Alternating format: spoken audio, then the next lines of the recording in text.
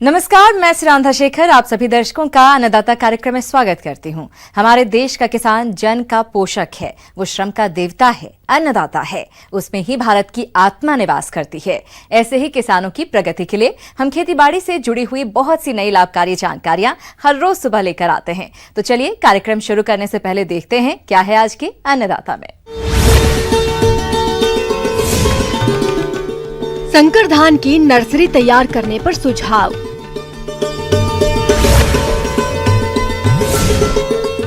Corona काल में किसानों के लिए जरूरी सुझाव।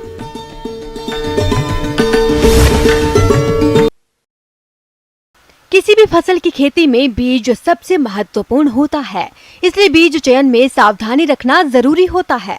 अगर हम धान की बात करें तो धान की संकर प्रजातियों की खेती का रकबा प्रति वर्ष बढ़ रहा है, क्योंकि संकर धान की उपज सामान्य धान की तुलना में अधिक होती है।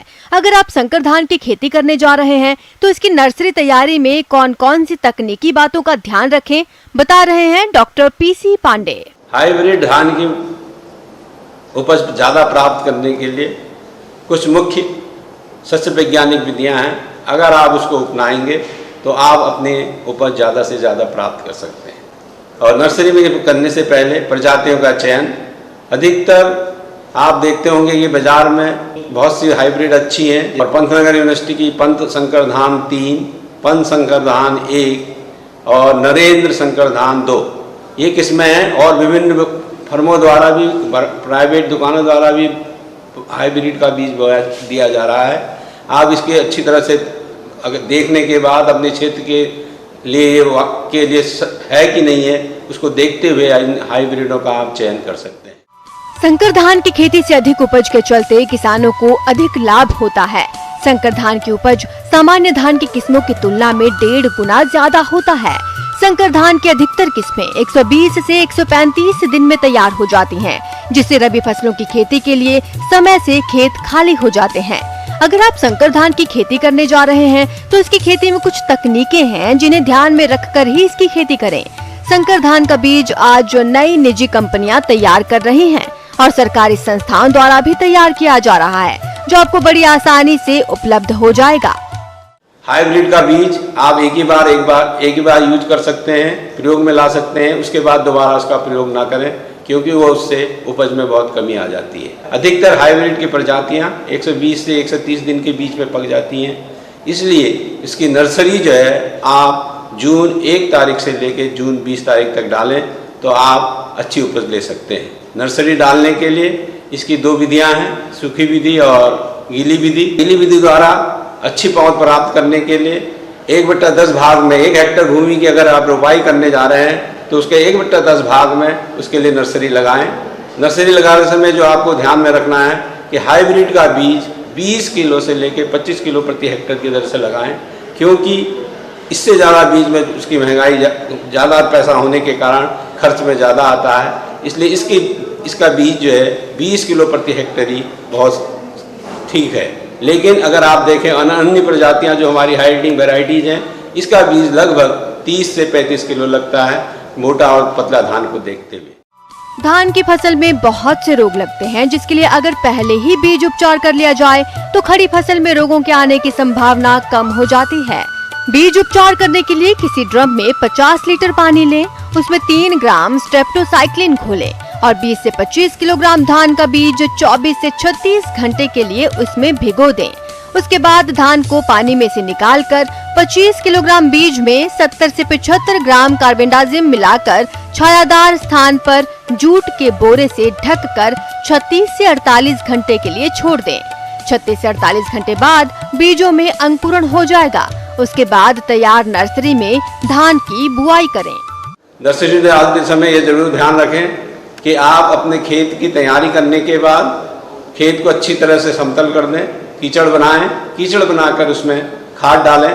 खाद जो है 200 ग्राम यूरिया तथा 500 ग्राम सिंगल सुपर फॉस्फेट, इन 2 नाइट्रोजन और फास्फोरस को 10 स्क्वायर मीटर के एरिया में समान रूप से डालकर मिला दें। मिलाने के बाद खेत को समतल कर दें और समतल करने के बाद जो आपने बीज अंकुरित करने के लिए रखा है उसको लेने के बाद जब वो अंकुरित हो गया है उसमें से 300 ग्राम बीज प्रति क्यारी जो है आप समान रूप से खेत में छिड़क दें, जिससे कि उसको जगह भी अच्छी मिल जाए। और लेकिन बुआई करते हुए जरूर ध्यान रखें कि बुआई शाम के समय करें। अगर आप सुबह के समय धान की नर्सरी बुआई करते हैं तो उसमें सड़ने के जो उसका नुकसान होने का जो है ज़्यादा अंदेशा रहता है।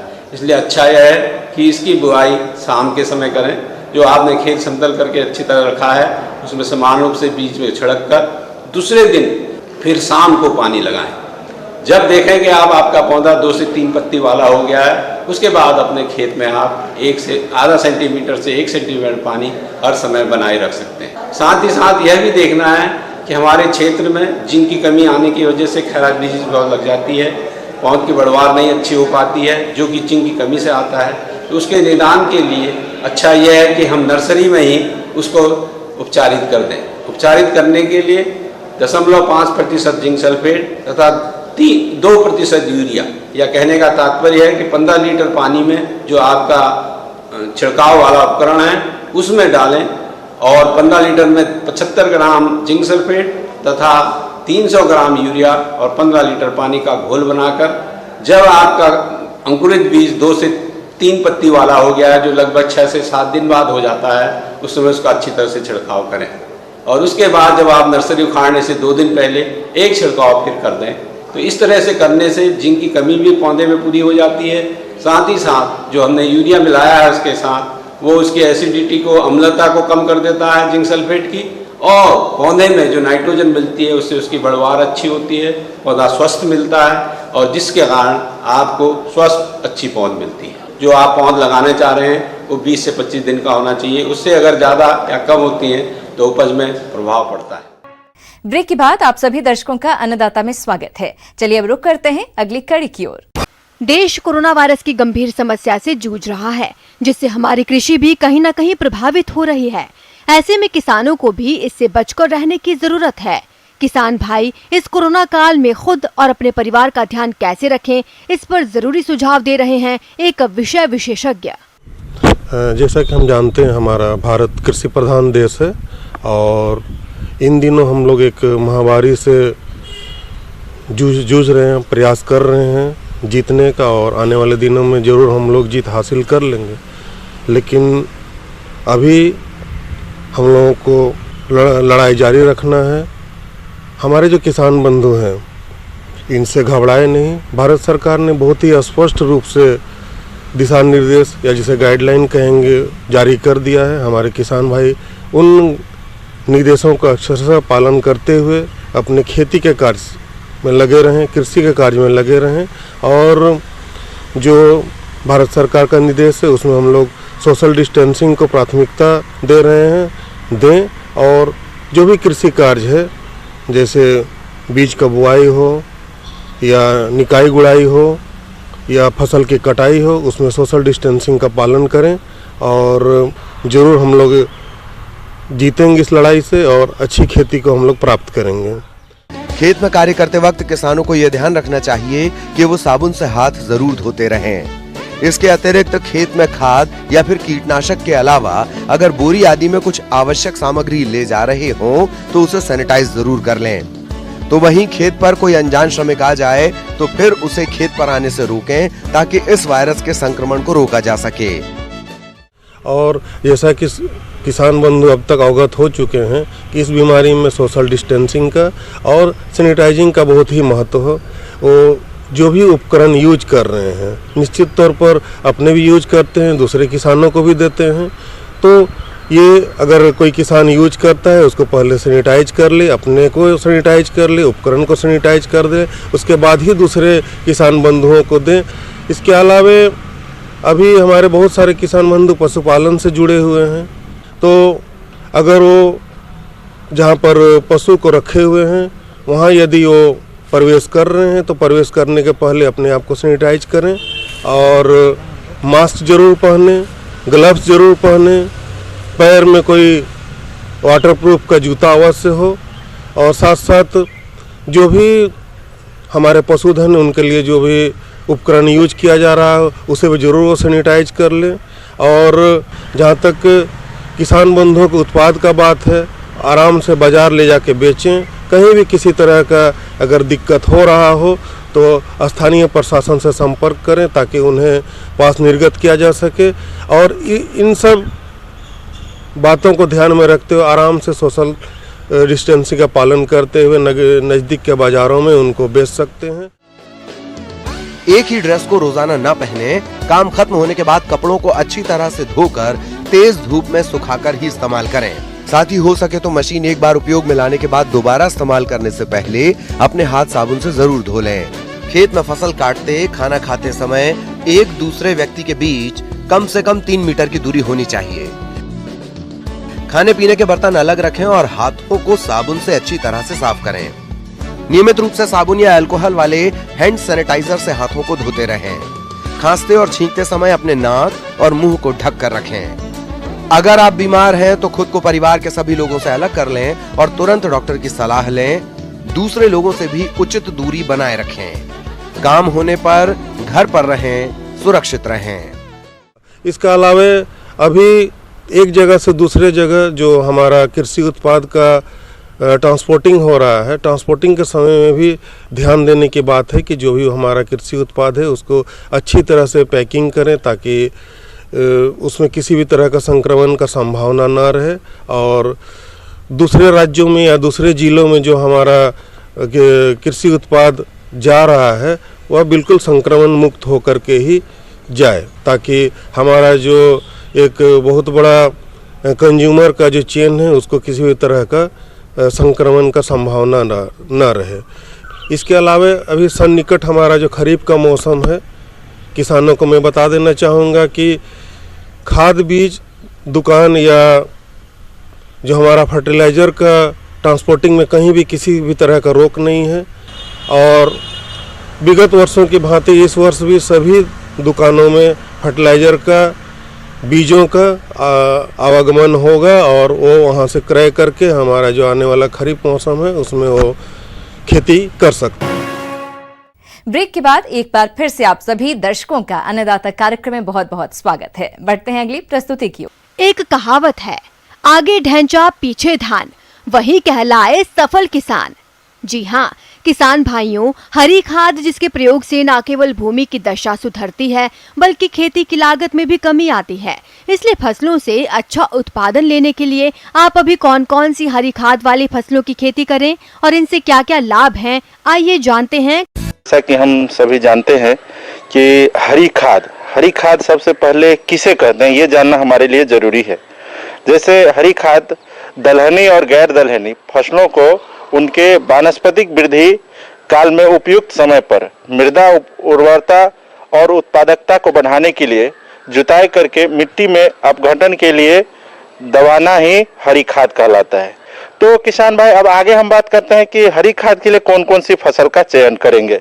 इसके लिए आप जो है मूंग कर सकते हैं, ढैंचा कर सकते हैं, सनई कर सकते हैं, उड़द कर सकते हैं, लोबिया कर सकते हैं और ग्वार फली रहता है उसका उपयोग हरी खाद के रूप में किया जा सकता है। इसके बाद अगर हम ये जैसे आपको मैंने 5-6 तरह का जो फसल बताया, चाहे वो मूंग हो, चाहे उड़द हो या फिर जो है ढैंचा हो, लोबिया हो। हरी खाद के लिए ढैंचा, सनई और मूंग की बुवाई खेत की उपलब्धता के आधार पर अप्रैल के अंतिम सप्ताह से जून तक कर सकते हैं, जिसमें 45 से 55 दिन बाद मानसून आने पर इसकी आसानी से पलटाई की जा सके। हरी खाद के लिए इसकी खेती प्रदेश के लगभग सभी क्षेत्रों में की जा सकती है। जहां तक इसकी प्रजातियों की बात आती है तो इसके लिए हिसार ढैंचा 1, हिसार ढैंचा 2, पंत ढैंचा 1 और पंत ढैंचा 2 सनई उन्नत प्रजातियों में K12 और SJ 67.42 तथा मूंग की उन्नत किस्में SML 67 आदि प्रजातियों का चयन कर बुवाई के लिए ढैंचा का बीज 30 से 40 किलोग्राम प्रति हेक्टेयर, सनई का बीज 75 से 80 किलोग्राम प्रति हेक्टेयर की दर से आवश्यकता पड़ती है और मूंग का बीज 35 से 40 किलोग्राम प्रति हेक्टेयर के हिसाब से प्रयोग करें। इसके बाद आता है किसान भाई हरी खाद के रूप में ढैंचा का प्रयोग। हम ढैंचा जो है सभी तरह के जल जमाव वाले क्षेत्र में, लवणीय क्षेत्र में, चाहे ऊसर भूमि हो या क्षारीय भूमि हो, सभी के लिए सर्वोत्तम हरी खाद है। और इसके अलावा अन्य हरी खाद की तुलना में ढैंचा अधिक जो है कार्बनिक अम्ल पैदा करती है, जिसके कारण ऊसर भूमि, लवणीय भूमि और क्षारीय भूमि को सुधार कर उपजाऊ बनाती है। अभी देखा गया है कि अभी जैसे धान का सीजन आने वाले हैं, तो धान की फसल में ढैंचा के इस्तेमाल से विटामिन और प्रोटीन्स की मात्रा बढ़ जाती है। तो किसान भाई हमें इस तरह का सोच को लेकर के भी, क्योंकि हमारे फसल का तो हम उत्पादन तो कर लेते हैं लेकिन हम उसकी क्वालिटी नहीं बढ़ा पाते, तो क्वालिटी बढ़ाने के लिए भी आप जो है ढैंचा का उपयोग कर सकते हैं। किसान भाई मिट्टी में हरी खाद का पलटने का क्या समय होना चाहिए, ये भी हमें गौर करने की बात है। हरी खाद का इस्तेमाल तभी सफल हो पाता है किसान भाई जब हम उसे सही समय पर पलटी करें एवं उसके बाद उस भूमि में लगने वाली फसल की बुआई एवं हरी खाद की पलटाई के बीच का समय पर्याप्त होना चाहिए। मिट्टी में पलटने के बाद किसान भाई उसके अपघटन के लिए पर्याप्त समय देने की जरूरत है। यह समय फसलों के प्रकार एवं उसके शस्य क्रियाओं के अनुसार बदलता रहता है। तो उसके बाद आता है किसान भाई मिट्टी में पलटने की दशा, किस दशा में हम हरी खाद को मिट्टी में पलटें। जैसा कि देखा गया है कि दलहनी फसलों की जड़ों में जब नोड्स बन जाते हैं, ग्रंथि का निर्माण पूर्ण रूप से हो जाता है, वैसी दशा में फसल को पलटकर मिट्टी में मिला देना चाहिए। जहाँ तक पलटाई की बात आती है तो किसान भाइयों, जैसे ही आपके धान की रुपाई का समय आता है उससे लगभग 1 सप्ताह पहले आप पलटाई कर सकते हैं। पलटाई करते समय आपको थोड़ा सा यह ध्यान रखना होगा कि आप हैरो या रोटावेटर से पलटाई करें, जिससे कि पूरी तरह से फसल की जो पत्तियां व टहनियां हैं वह कटकर खेत में मिल जाए। इससे 86 से लगभग 106 किलोग्राम प्रति हेक्टेयर नत्रजन की प्राप्ति होती है, जिससे किसान भाई यूरिया की बचत तो कर ही सकते हैं। इसके साथ ही फसल के हरे भाग से 200 से 250 क्विंटल प्रति हेक्टेयर जीवांश पदार्थ भी प्राप्त होता है। क्या क्या लाभ हो सकते हैं किसान भाई? हरी खाद से बहुत सारे तरह के लाभ हो सकते हैं। मैं मुख्यतः जो बात करता हूं कि मिट्टी की एक तो भौतिक संरचना और रासायनिक संरचना अच्छी हो जाती है। हरी खाद वायुमंडल में उपस्थित नाइट्रोजन को स्थिर करता है। हरी खाद मिट्टी में गहरे जरे विकसित करता है, जिसके खाद वायु में वायु संरचना संचार को अच्छा करता है और यह खरपतवारों को पनपने नहीं देता है। साथ में आपकी जल धारण क्षमता को भी बढ़ाता है, जिससे आप कम पानी में भी आप ज्यादा दिनों तक नीचे पानी रह सकता है। तो ये जो हरी खाद के लाभ है किसान भाई, आप हरी खाद का उपयोग कर आप जो है नाइट्रोजन की मात्रा को कम कर सकते हैं। जो आप जो रासायनिक खाद उपयोग करते हैं उसकी मात्रा को आप कम कर सकते हैं।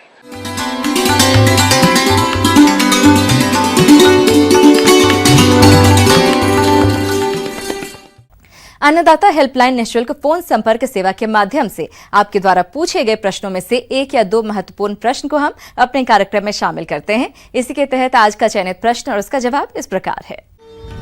आज की अन्नदाता हेल्पलाइन में हमने जिस प्रश्न को शामिल किया है उसे पूछा है ग्राम महुआ, जिला भरतपुर के हरेराम भारती ने।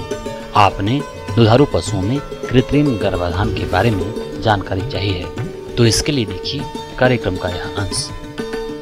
अपने राज्य में पशुपालक भाई पशु तो बहुत रखते हैं, लेकिन वो अच्छी नस्ल के पशु नहीं रखते और अच्छी नस्ल के पशु नहीं रख पाने से उनका दूध का उत्पादन भी कम होता है, पशु बीमार बहुत होता है और उनको आर्थिक जो लाभ होना चाहिए वो नहीं हो पाता। इसके लिए कृत्रिम गर्भाधान के अंदर जो है अच्छी नस्ल के जो पशु होते हैं उसका वीर्य होता है, उसके द्वारा कृत्रिम विधि से उसको पशु को जब भी हीट में आता है तो उसको मतलब इंसेमिनेट करते हैं। कृत्रिम गर्भाधान कराने के लिए पशु का हीट में आना भी जरूरी है। तो इसके लिए पशु हीट में आए, इसके लिए पशुपालक को चाहिए कि पशु को संतुलित आहार दे, मिनरल मिक्सचर दे और उसको हर 3 महीने से कीड़ों की दवाई भी दे। डिवॉर्मिंग जरूर कराएं हर 3 महीने में। डिवॉर्मिंग जो हर अस्पताल के अंदर, सब सेंटर के अंदर निःशुल्क मिलेगी आपको। और कुछ भी बीमारी होती है तो उनको नज़दीक के पशु चिकित्सालय से संपर्क करके और उसका इलाज करवाना चाहिए, जिससे कि वो किसी भी आर्थिक हानि होने से बच सके और अच्छा मुनाफा कमा सके। कृत्रिम गर्भाधान में ये ध्यान रखने की बात है कि जब भी पशु ताव में आए, तो जैसे सुबह ताव में आए तो उसको शाम को कृत्रिम गर्भाधान कराए, शाम को आए तो सुबह कराए।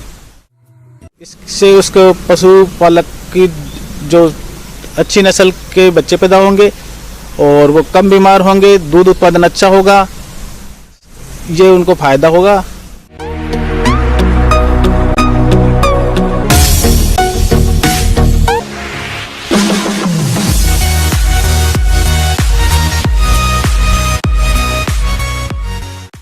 आइए अब एक नजर डालते हैं राज्य की कुछ चुनी हुई मंडियों के प्रमुख फसलों के बाजार भाव पर।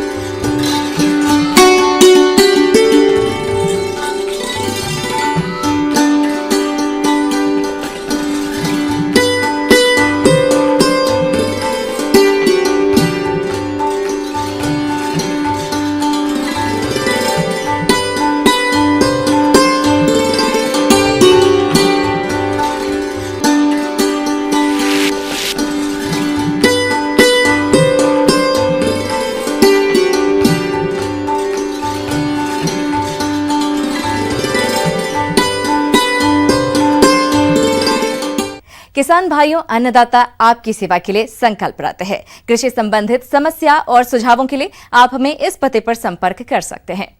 प्रोड्यूसर अन्नदाता, news 18 Rajasthan, Ramoji film city, Hyderabad 501512। साथ ही आप हमें ईमेल भी कर सकते हैं। हमारा ईमेल है p18annadatarajasthan@nw18.com। इसके अतिरिक्त आप हमें निःशुल्क हेल्पलाइन नंबर 180041921555 पर सोमवार से शनिवार सुबह 10 बजे से शाम 4 बजे के बीच संपर्क कर सकते हैं। किसान भाइयों, अब समय हो रहा है आपसे विदा लेने का, तो हमारी पूरी अन्नदाता टीम को दीजिए इजाजत। कल फिर आपसे मुलाकात होगी कृषि संबंधित कुछ और महत्वपूर्ण जानकारियों के साथ। नमस्कार।